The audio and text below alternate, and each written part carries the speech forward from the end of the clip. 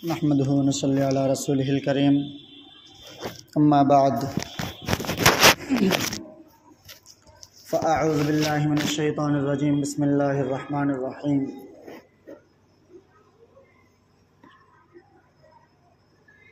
अक़ीमुस्सलात व आतुज़ ज़काह सदक़ल्लाहुल अज़ीम।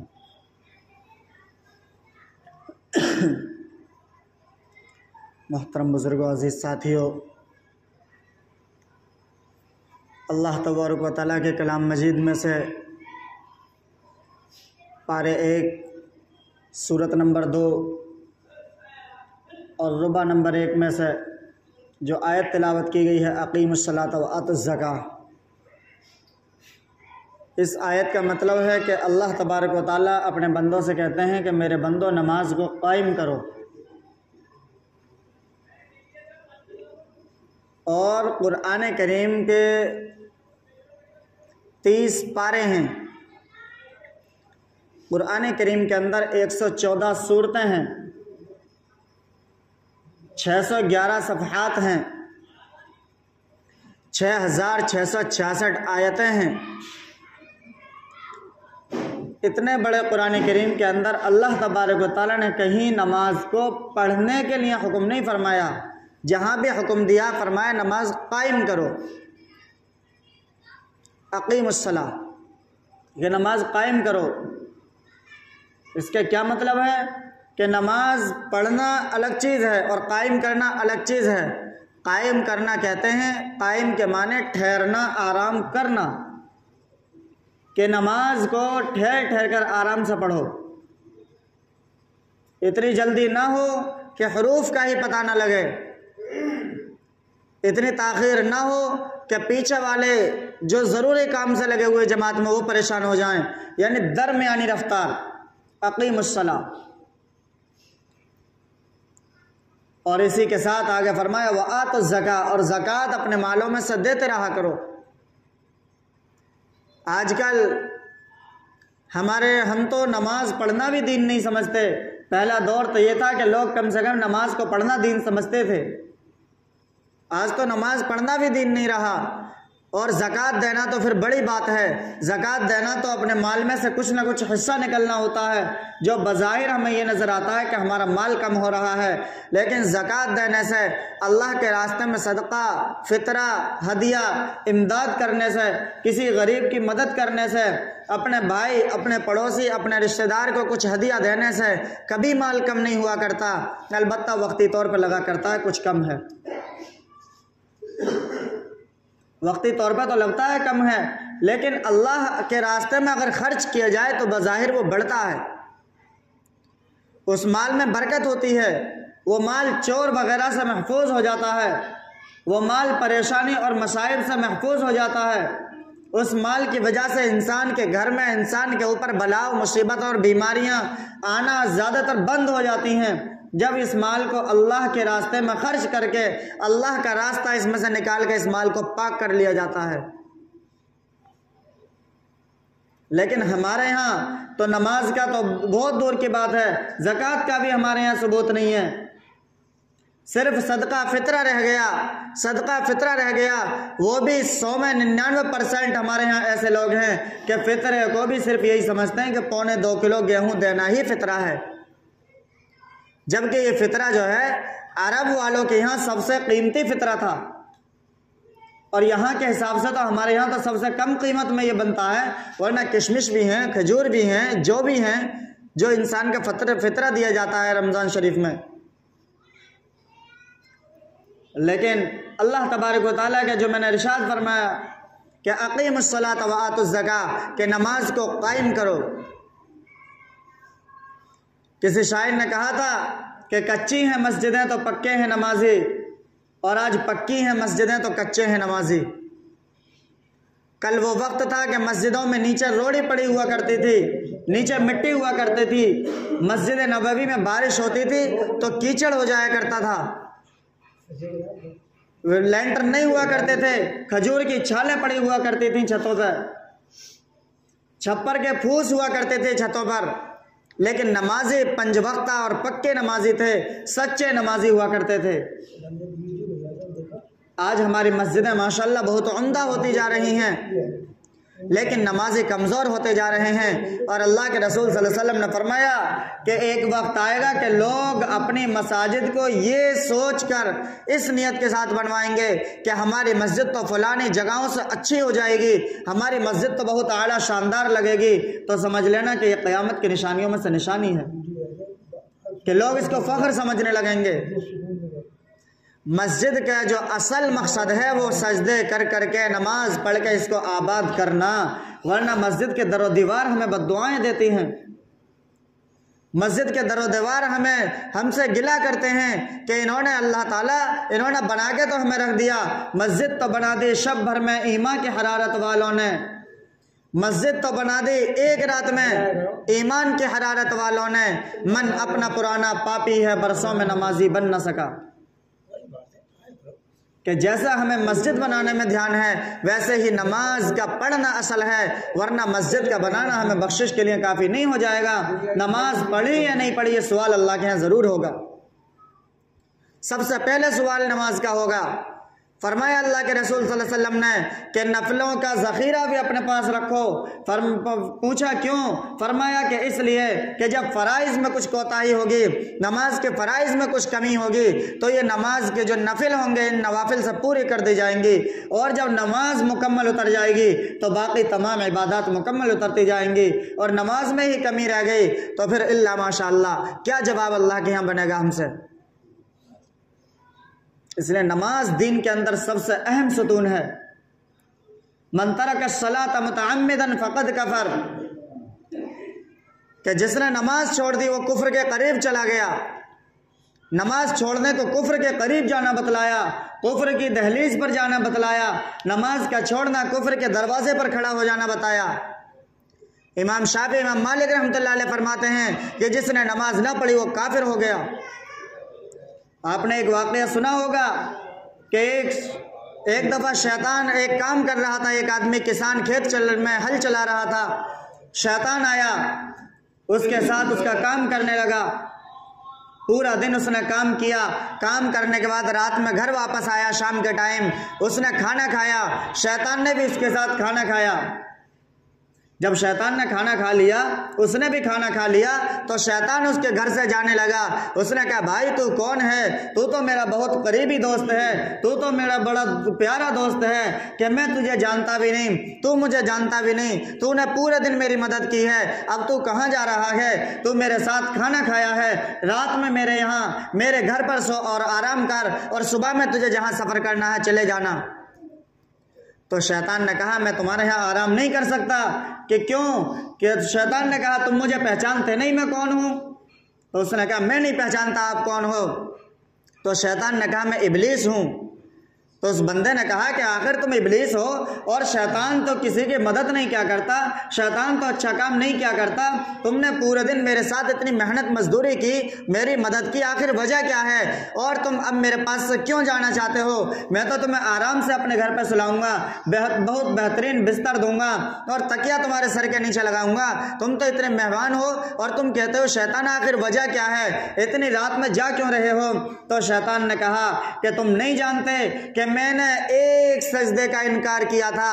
अल्लाह ने फरमाया आदम को सजदा करो, तमाम फरिश्तों ने सजदा कर लिया, लेकिन मैंने सजदा नहीं किया, मैंने एक सजदे का इनकार किया, मैं क़यामत तक के लिए मरदूद हो गया।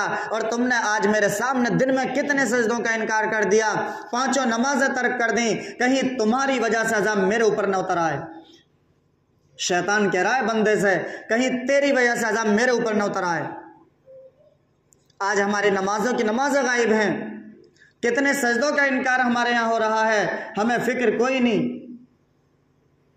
क्या अल्लाह के यहाँ हम जवाब दे देंगे? क्या हमारी गर्दनों में हमारी कमरों में इतनी ताकत आ गई हैं, हमारे पेट में इतनी ताकत आ गई है कि अल्लाह के अजाब और उसके कोड़े भुगत लें? तो इसलिए अल्लाह के अजाब को बुलावा न दें, इसलिए अल्लाह से डरते रहें। वत्तकुल्लाह वत्तकुल्लाह। अल्लाह तबारक व तआला ने कुरान करीम में कई जगह इरशाद फरमाया कि अल्लाह से डरो, अल्लाह से डरो, अल्लाह से डरो। इन्नल्लाह शदीदुल इक़ाब। और सुन लो, यकीनन अल्लाह की पकड़ बहुत सख्त है। इन्न बत्श रब्बिक लशदीद। कि जब वो पकड़ने पर आएगा तो तुम्हारी लाशें ऐसे पड़ी होंगी कि उन्हें कुत्ते घसीट रहे होंगे, उन्हें देखने वाला कोई ना होगा जब अल्लाह की पकड़ आएगी। इसलिए अल्लाह की पकड़ से पहले पहले अपने आप को अल्लाह से पनाह मांग मांग कर, अल्लाह से मगफिरत मांग कर, अल्लाह से अपने गुनाहों से सच्ची तौबा करके, अल्लाह से माफ़ी मांग कर अल्लाह को राज़ी कर लें, वरना अल्लाह की पकड़ आएगी। बड़े बड़े फिरौन, नमरूद, कारून जैसे ज़मीन में धंस गए और हमारी तो क्या औकात है, हम उनके सामने क्या हस्ती हैं। फिरौन, नमरूद जैसे चले गए जो अपनी ताकत पर घमंड करते थे, जो कहते थे आई मे किंग अना रब्बुकुमुल आला, कि मैं सबसे बड़ा रब हूँ। जिनके जुमले हुआ करते थे कि मुझसे बड़ा रब कोई है ही नहीं, मैं सबसे बड़ा रब हूँ, मैं तो सुपर पावर अल्लाह हूँ, मुझसे बड़ा रब कौन है। वो भी इस ज़मीन में चले गए और इस ज़मीन ने उन्हें बतला दिया। और देखो, कोई मिस्र जाकर देख सकता है कि आज उन लाशों का क्या हो रहा है, कोई उन्हें पूछने वाला नहीं है। अल्लाह की पकड़ बड़ी सख्त है। कारून मूसा अलैहिस्सलाम का पीछा कर रहा है, मूसा अलैहिस्सलाम ने बद्दुआ दे दी, जमीन में धंस गया। आज पूछो उसके खजाने कहाँ पड़े हुए हैं। नमरूद इब्राहिम अलैहिस्सलाम को आग में डाल रहा है और कह रहा है मैं ही तो खुदा हूँ। नमरूद, तू किसकी पूजा करना चाहता है, तू किसको इबादत करना चाहता है, तू किससे मदद मांगना चाहता है, तू किससे कहता है कि सूरज मशरिक से निकाल कर मगरिब में डुबोता है, तू किसकी कहता है कौन मारने जिंदा करने वाला है, मैं ही तो खुदा हूँ। हजरत इब्राहिम को चैलेंज किया नमरूद ने, वो भी कहता था मैं खुदा हूँ, मैं सबसे बड़ा खुदा हूँ, मुझसे बड़ा खुदा कोई है ही नहीं, इस जमीन का निजाम मेरे हाथ में है। मूसा अलैहिस्सलाम को न आने की वजह से फिरौन ने 90,000 बच्चों के कत्ल कराए थे, लेकिन अल्लाह ने फिरौन के घर में मूसा को पाल के दिखाया। अल्लाह बड़ा बेनियाज है। अल्लाह हमारी इबादतों का मोहताज नहीं है, अल्लाह हमारे रोजे नमाज का मोहताज नहीं है।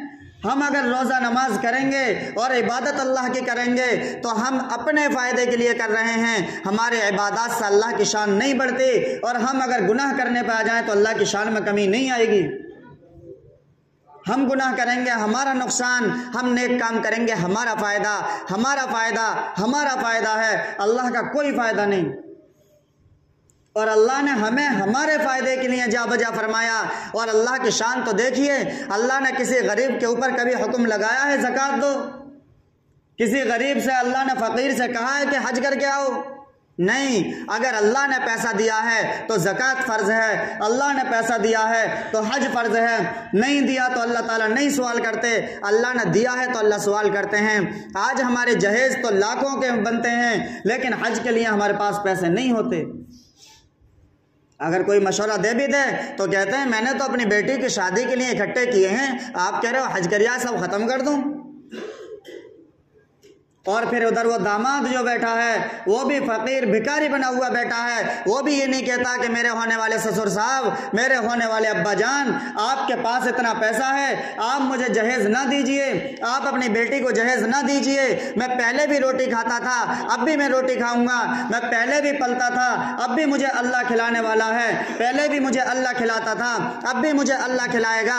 और अल्लाह फरमाता है नहनु नरज़ुक़ुहुम व इय्याकुम, कि हम तुम्हारे बच्चों को भी रोजी देंगे, हम तुम्हारे बच्चों को भी खाना पीना देंगे और तुमको भी देंगे। कि अल्लाह पहले भी खिलाता था, अल्लाह आज भी खिलाता है। मेरे होने वाले अब्बा जान, आपके ऊपर हज फर्ज हो चुका है, आप जाकर हज कर आएं, आप जहेज ना दें, आप अपनी बच्ची को मेरे साथ यूं ही विदा कर दें, आप अपनी बच्ची को मेरे साथ अलविदा कर दें, मेरे साथ रुखसत कर दें, मैं खुशी के साथ रखूंगा। फिर देखो अल्लाह ताला क्या बरकत के दुहाने खोलते हैं। लेकिन हमारे अंदर जज्बा नहीं रहा। ये जहेज़ भी हमारे पास इतनी बुरी लानत हो गई कि हम जहेज़ भी देते हैं तो दिखा कर देते हैं, ताकि जो गरीब नहीं दे सकता वो कम से कम अपना दिल दुखाता रहे। बताओ अल्लाह के यहाँ क्या जवाब दोगे? हम अपनी ज़िंदगी गुजारते जा रहे हैं, हम नहीं सोचते कि कहीं इस सवाल का जवाब अल्लाह के यहाँ देना पड़ गया तो हम अल्लाह के यहाँ किस तरह इसका जवाब देंगे। अल्लाह का खौफ हमारे दिलों से निकल गया, अल्लाह का डर हमारे दिलों से निकल गया। अल्लाह के रसूल सल्लल्लाहु अलैहि वसल्लम ने जो हमारे लिए इरशादात फरमोदात तराइक बताए हैं, उन तरीक़ों से हम पसे पुश्त डालकर अपनी ज़िंदगी आज़ादाना गुजार रहे हैं। और ये ज़िंदगी आज़ादाना नहीं है, ये यूरोप की ग़ुलाम हमारी ज़िंदगी बन चुकी है। यूरोप ने हमारी ज़िंदगी को ग़ुलाम बनाया, हम ग़ुलाम बन गए। आप देखिए, आप दूर कहाँ जाओगे, आप सब अपने अपने जिस्म पर नज़र कीजिए। एक कुर्ता पायजामा वाला हो, ये अल्लाह के रसूल का तरीक़ा है। एक पैंट शर्ट वाला हो, दोनों से कहो कि बेटा भाईजान आप फर्श पर बैठिए, पैंट वाला कह रहा हो नहीं नहीं मुझे तो कुर्सी चाहिए, मेरी पैंट टाइट है, बैठा नहीं जाता। और कुर्ता पजामे वाला बड़ी शान के साथ बैठ रहा है और सुकून में है। करो यूरोप की गुलामी, यूरोप की गुलामी है ये। अल्लाह के रसूल की गुलामी में आज़ादी है। हमारे नबी सल्लल्लाहु अलैहि वसल्लम की गुलामी का तौक अगर हमारे गले में होगा तो समझो ये आज़ादाना ज़िंदगी है, वरना पूरी दुनिया की गुलामी करते फिरेंगे, हमें आज़ादी मैसर ना होगी। हमारा जहन लाख कहे कि हम आज़ाद हैं, हमारा जहन लाख कहे कि यूरोप तरक्की कर रहा है। यूरोप जो तरक्की कर रहा है, आप उसके पस मंज़र को देखिए, उसने हमारे नबी सल्लल्लाहु अलैहि वसल्लम की ज़िंदगी पर अमल किया है, तो यूरोप ने तरक्की की है। तो समझ लो ये यूरोप, ये सूरज हमें शाम में रोज़ाना बतलाता है कि मेरे भाइयों, ए अल्लाह के बंदो, ए इंसानों, ए आखिरी नबी के उम्मतियों, तुम देखते नहीं हो मैं मशरिक से निकलता हूँ। ये सूरज कह रहा है मैं मशरिक से निकलता हूँ, कितना चमकदार होता हूँ, और जूं जूं जूं जूं मगरिब की तरफ जाता हूँ मेरी रोशनी खत्म हो जाती है। तो समझ लो मगरिबी ममालिक की पैरवी करोगे तो डूब जाओगे, मर जाओगे, मेरी तरह अपनी रोशनी को खत्म कर डालोगे। आज हमने मगरबी यूरोपी ममालिक की हमने अपने तहजीब को, अपनी तहजीब बदल कर उनकी तहजीब पर अमल किया। आज हम खो बैठे, आज हमने अपने तराइक से, अपने जिस्म से, अपने सूरतों से, अपने अखलाक से अपने नबी के किरदार को निकाल दिया। तो हम गली गली मरते फिर रहे हैं और कटते फिर रहे हैं, परेशान हो रहे हैं। फिर हम कहते हैं कोरोना वायरस क्यों आ रहा है, फिर हम कहते हैं ये डेंगू का मर्ज क्यों फैल रहा है, फिर हम कहते हैं ये परेशानी क्यों आ रही हैं। ये परेशानी छोटी हैं, बड़ी भी परेशानी आ सकती हैं अगर हमने अल्लाह से खौफ करके अल्लाह की इबादत में अपना वक्त खर्च ना किया। अगर हमने अल्लाह का खौफ अपने दिलों में ना बिठाया तो हम कुत्ते बंदर खिंजीरों से डरते रहेंगे, हम शेर चीतों से डरते रहेंगे। अगर अल्लाह का डर हमारे दिलों में नहीं होगा, और जब अल्लाह का डर हमारे दिलों में पैदा होगा तो हमें किसी चीज़ से डरने की ज़रूरत नहीं है।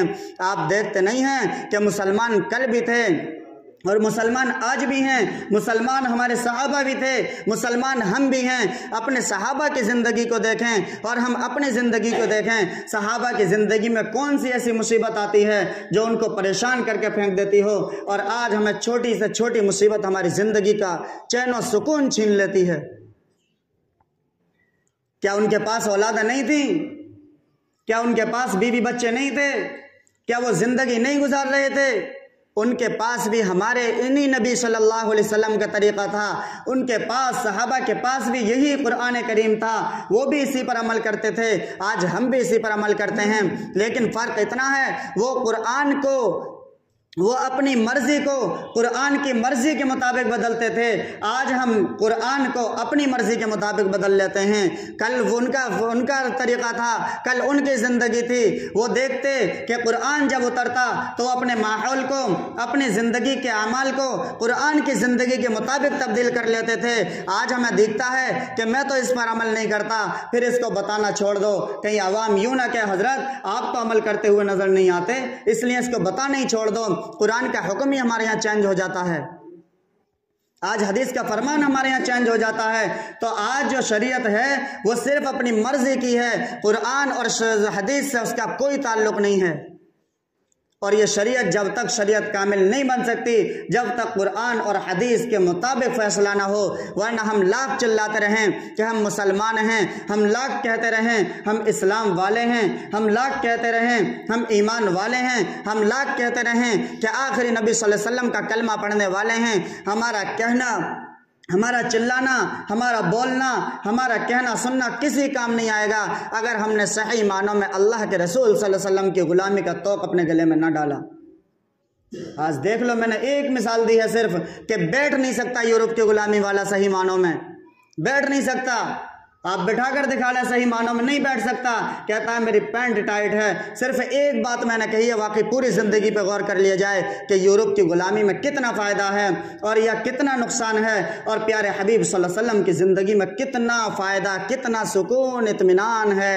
और लोग कहते हैं पूरा दिन गुजर जाता है कि हाय कामयाबी, हाय कामयाबी, हाय कामयाबी, लेकिन जो फजर का टाइम हुआ, ज़ोहर का टाइम हुआ, असर का टाइम हुआ, मगरिब का टाइम हुआ, इशा का टाइम हुआ, मस्जिद में मुअज्जिन खड़ा होकर कहता है हय्या अलल फलाह, आ जाओ कामयाबी इधर है, आ जाओ कामयाबी इधर है, आ जाओ कामयाबी इधर है, लेकिन हम उसकी आवाज़ नहीं सुनते। हम उसके कहते हुए भी दौड़ते हैं कि हाय कामयाबी। तो कामयाबी कैसे मिले जब कामयाबी बताने वाले के हम पास जाते नहीं। इसलिए अगर कामयाबी का रास्ता कोई चाहिए तो अल्लाह की इबादत करें और अल्लाह से मांगें कि अल्लाह हम दर दर भटक रहे हैं, हमारी सुनने वाला कोई नहीं। अल्लाह हम दर दर जा रहे हैं, हमारी सुनवाई करने वाला कोई नहीं। अल्लाह हमारे सुनने वाले गूंगे हो गए, अल्लाह हमारे सुनने वाले बहरे हो गए, हमारी तरफ से आवाज़ उठाने वाले गूंगे हो गए। अल्लाह इनकी आवाज़ों को सलामत रख, अल्लाह इनके कानों को सलामत रख। जब हम अल्लाह से मांगेंगे तो हमारी एक आवाज़ भी पूरा आलम को हिला सकती है, और हम अल्लाह के नहीं होंगे तो हमारे लाखों आवाज़ें भी कुछ नहीं कर सकती, अपने कानों की जू नहीं हटा सकती। इसलिए अल्लाह से डरें, अल्लाह से मांगें, अपने आमाल, अपने हालात को अल्लाह के सुपर्द कर दें। अल्लाह मालिक है, अल्लाह खालिक है, अल्लाह राज़िक है। रोज़ी की वजह से परेशान ना हो जाएं, अल्लाह इंतज़ाम करने वाला है, अल्लाह इंतज़ाम करने वाला है। इसलिए बस थोड़ा कहना बहुत समझना कि अल्लाह से मांगो, अल्लाह से मांगो, अल्लाह से मांगो। अल्लाह वो देने वाला है, अल्लाह वो देने वाला है कि देखो हम दुआ में मांगते क्या क्या नहीं हैं, लेकिन अल्लाह तबारक व तआला हमें सब कुछ नहीं देते। क्यों?